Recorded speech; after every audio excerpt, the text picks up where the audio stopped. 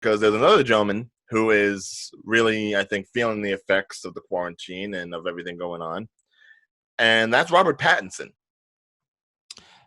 How is he feeling this? Like we're talking about him in Batman. How is he feeling the effects of coronavirus stuck inside? Well, I Is think this it's why he safe to doesn't want to say work he may out? be going off the deep end a little bit.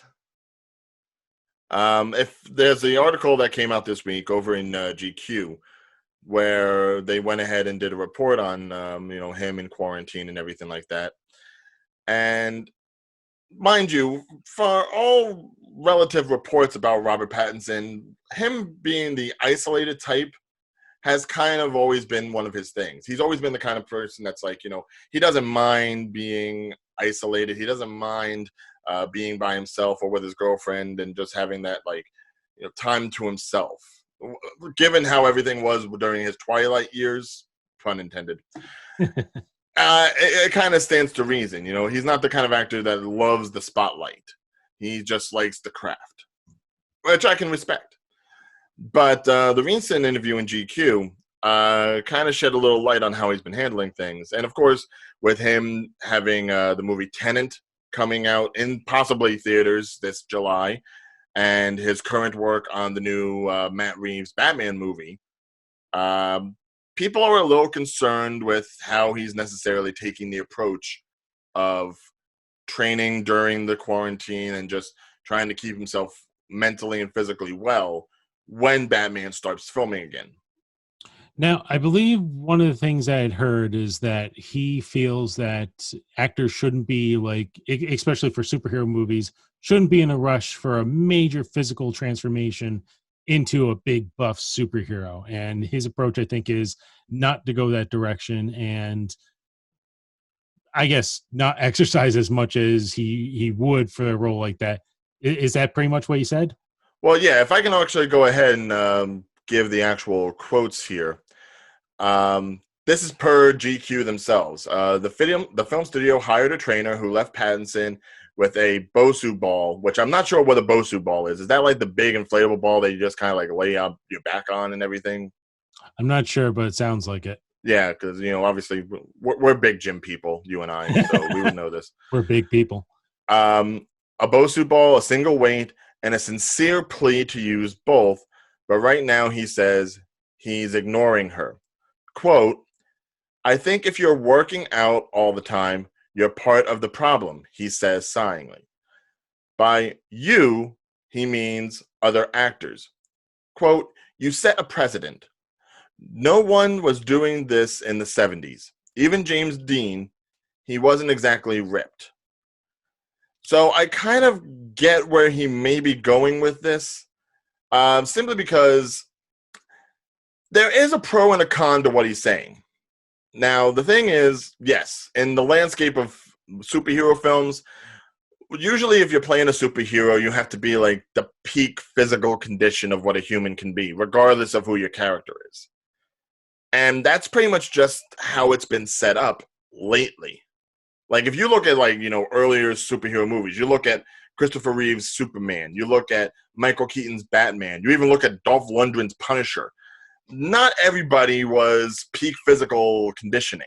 Well, that's true, but Christopher Reeves was a pretty bulky guy, so I think he could get away with that. Batman with Michael Keaton. Actually, that was the example I was thinking about when Robert Pattinson was talking about this. But he also had a giant rubber bodysuit with abs built into it. Well, technically, a lot of the Batman have the abs built into the suit. That's the funny thing about it. And Dolph Lundgren is freaking Dolph Lundgren. Yeah, but I mean, you compare Dolph Lundgren to how he was in like Rocky IV to Dolph Lundgren as the Punisher. Stark contrast. Yeah, he wasn't as big and bulky as he was in Rocky IV, but still, he's Dolph Lundgren. He looks like he can beat your ass. Right. Robert Pattinson does not. Robert Pattinson is skinny dude. Yes, okay. He may be a little bit more spindly than other actors. But I would be of the mind to think, do all superheroes have to be ripped? Batman. And I think for this particular Batman that Matt Reeves is doing, which is kind of more taking influence from like the Long Halloween and everything. This Batman is probably going to be the most actual detective Batman that we have gotten yet. And I think if that's the case, then maybe you focus this Batman more on being psychologically intimidating rather than physically intimidating, especially considering we're coming off the heels of a super ripped Ben Affleck killing people kind of Batman. Well, the I now I'm not going to say you need to be ripped to be Batman, even though I think I just did. Michael Keaton, I think Michael Keaton is a great example because Michael Keaton was never very physically intimidating as well. His suit made him a little more intimidating. And I think if they go that direction where they give him a very intimidating looking suit, I think they could get away with it. So far, though, we have seen bits and pieces of the suit, and I have not been impressed. I don't know about you. Oh, you mean with a little gun emblem or not gun emblem, whatever that's supposed to be? Yeah, that one. I don't know. Stuff about everything I've seen so far about this upcoming Batman movie. I'm not overly excited. I think Justice League and all those films have kind of killed my excitement a little bit. This is Batman's reboot number 3 in 6-8 years.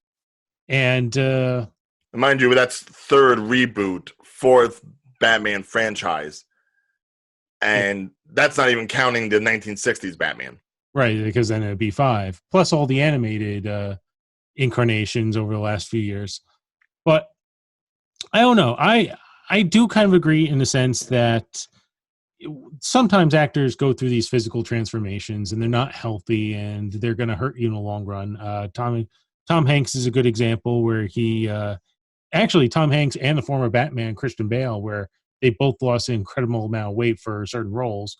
And then Christian Bale and the Machinist was just gaudy looking. And Christian Bale went from Machinist straight to Batman. So he went from someone who made himself incredibly skinny to incredibly bulky.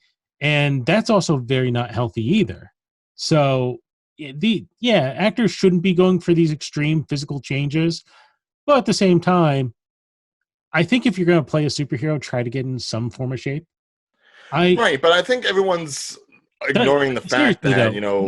He was doing Batman stuff prior to the... Think about this with the way he's saying this. Does it really sound like he's saying this is the way actors should go? Or does he sound like a lazy brat? Because the way that you kind of emphasized it, I didn't really read the article. I'm just going by what I'm hearing from others. The way that you kind of said it to me just a moment ago, it makes him sound more like a little brat going, I know my trainer's saying to do this, but we shouldn't have to focus on this. It's like, I don't want to do this right now. That's what it sounds more like to me.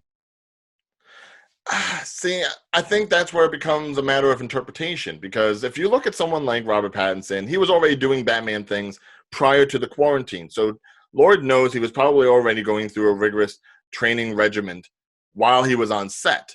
And mind you, Robert Pattinson's never been like the kind of guy who's been out of shape. You look at any of his films from Twilight to, Good Time to, The Lighthouse, he's always had like a good physical physique.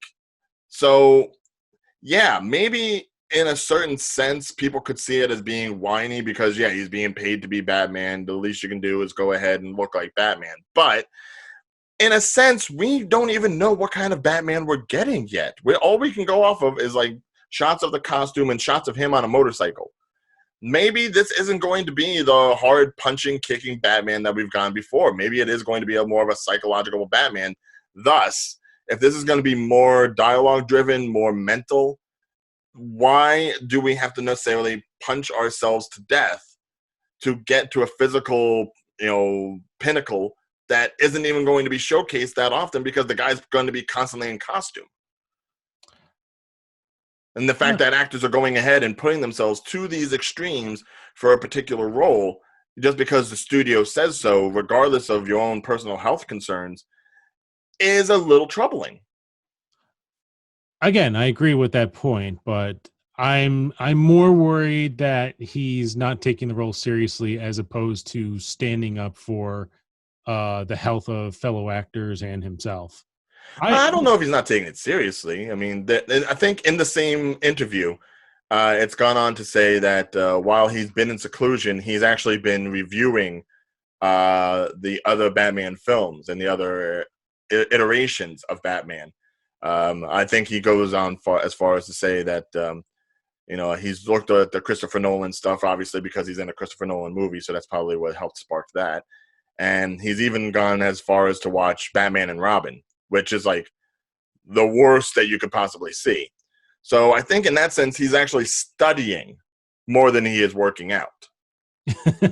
With a bag of popcorn and a cup of soda. Well, I mean, he's taking the Jared Leto approach. Jared Leto pretty much did the same thing when he was going about being Joker. He went ahead and looked at the other incarnations. He looked at Heath Ledger. He looked at Jack Nicholson. He looked at Cesar Romero. And he looked at Mark Hamill. And he looked at what it was about those Jokers that made them Joker but still made them their own, so this way he could have his own personal interpretation. I think he's going to make this Batman Robert Pattinson's Batman. It may not be a universal Batman, but it's going to be his own, and he's going to be looking at it from an actor's standpoint, not just the mold of clay that the studio wants. I'm glad that when you're picking your example, because, with Batman movies, people have questioned choices for certain characters and certain actors playing them over the years. I'm glad that you picked Jared Leto, the one that everyone agreed should have not played Joker. I'll admit, his Joker may not have been the best, but you can't say that he was really copying anybody else. That you can say his acting was something, not good, but something. Yes. Now, what Matt Reeves does with these interpretations of the characters, that's for him to decide. That's for him to, take the pieces of the puzzle and put them together. Just as Johnson made his decision on what to decide for the Last Jedi. You know what? Sometimes these people don't know what they're doing. And you know what? I've learned over the years with choices like Michael Keaton, which actually I knew a lot of people hated Michael Keaton as Batman or hated the choice of him before the movie was released. I grew up with him as Batman, so I always thought of him as Batman. And then as time went on, Christian Bale, people didn't believe in. He turned out to be a great Batman. A lot of backlash for Heath Ledger and Joker, and he won a freaking Oscar for the role. Posthumously, but yes. So, I'm a believer in giving people a shot.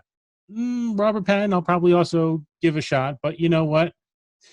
You got to start looking for the red flags. And he's sitting on his couch watching Batman movies, waving a red flag right now. Well, again, it's all speculation until we actually see like a trailer or something. And obviously we're not going to see that until they get back on set, which may be soon, maybe sooner than it should be. But I think sorry, I've got cats screaming in the backyard. Cats. Let's not start with cats. We can end it with this. Batman probably will not be as bad as cats. Yes, true. You want to talk about any kind of like body dysmorphia or body image issues. Maybe there should have been more issues with cats and how trained everyone was on that, because we got to see almost everything. So at least Pattinson will have a good black leather outfit that thankfully won't be as skin tight. We're going to find out that's going to be a CG animated Batman suit.